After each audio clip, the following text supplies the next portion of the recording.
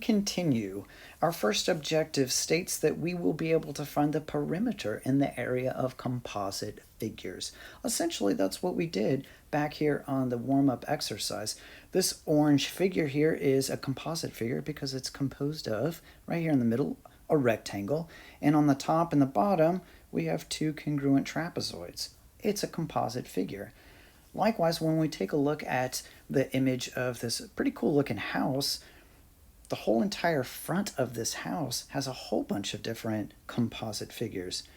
As an example here, I got my blue crayon already out. Let's maybe trace off the front porch of this, if that's what this thing is. Balcony maybe, who knows. That shape, it doesn't have a specific name other than if it's a polygon, which it looks like it's a polygon. I can count up its sides. 1, 2, 3, 4, 5, 6. It's actually a hexagon.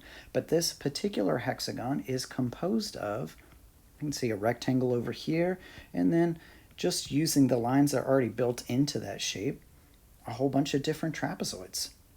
So, composite figures are 2 or even 3-dimensional figures that are composed of multiple shapes.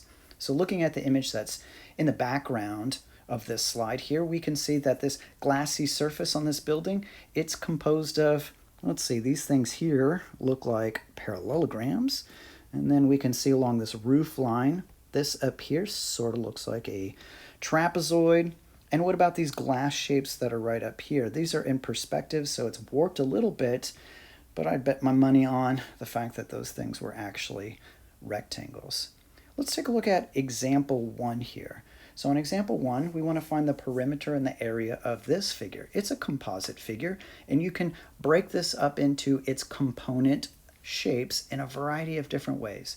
So what I would like for you to do is on your own, maybe sketch out a little picture for this, label all of the different dimensions, and see if you can find both the perimeter and the area of this figure.